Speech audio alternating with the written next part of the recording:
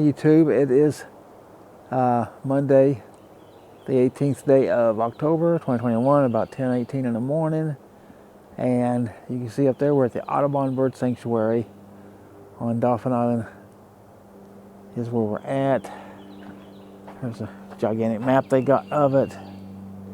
And they got these signs. And the sign that I'm most interested in is this one. Do not feed the alligators, because I don't want to feed them myself. You can see out there they got a little boardwalk we'll be walking on. Really shady in here. I guess we'll probably be coming back that way maybe, I don't know. But we're right here in the parking here. We'll go up, we'll see what we can find, and then we'll take it from there. So let's go. Let's go this way. So it's just a boardwalk area. A little bit of thing there. They tell you not to go to the water's edge, and apparently we can get out too because there's alligators. And that you're not supposed to feed them.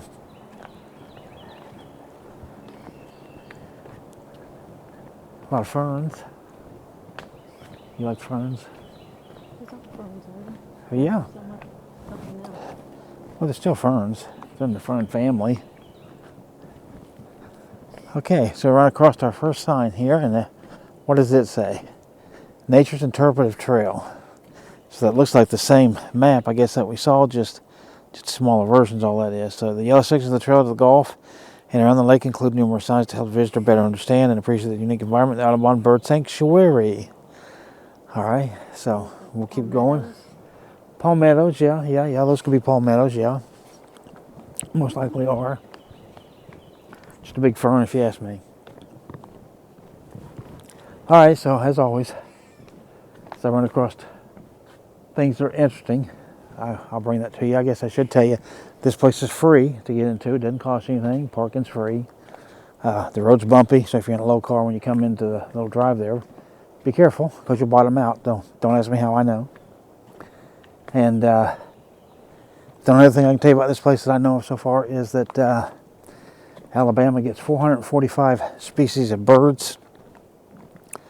I guess all in the winter, a lot of the migrating birds. And that they have documented 420 of those species right here on Dauphin Island. And so you can come here and see 95% of all the birds that ever come to Alabama. So just something to know. Let's keep going. Come out to the swamp area.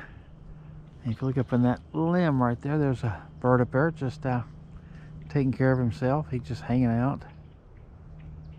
Kind of looking around now. There went a little blackbird flying through there. But this obviously is swamp here. And there's all kinds of lily pads out there. Quite a few around. In fact, right here close to us, right there's a bunch right there on the... There's that guy up on that tree again. If you can see him from here, see all these little guys flying? Little red-winged birds. And it's just a little pier area. See, you got a little seat right there. And that's where it comes off the trail right back there.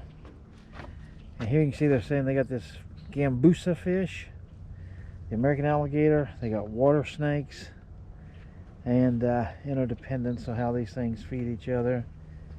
They got bluegill, they got soft-shell turtles, don't feed the alligators, and pond turtles. So I suppose there's a bunch of turtles in here, but there's another one in birds. Those things are all over Texas too, so there's another one in over there. You ain't seen any turtles, have you? Nope.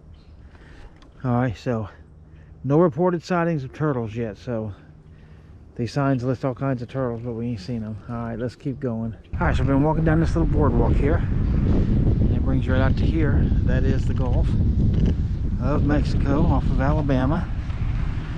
So you can see way out there in the distance there's a number of oil rigs out there, and there's some boats out there that I know are taking oil. Here's the map again. So they do put these maps about everywhere, and you see they got a little sand here. Looks like white sand. We're going to walk out here and share the beach, it says. Now this is a keep out area. They're trying to do a restoration on this. so we're not going to touch that, just as they ask. But we have this sand, and I'm sure by now you're hearing these waves coming in. There's a woman down there with a whole ton of fishing poles. Ooh, this is pretty thick. And now you can see and definitely hear these waves. You know, this is more hard packed here. But here we are. First time on a beach in Alabama. See the water there.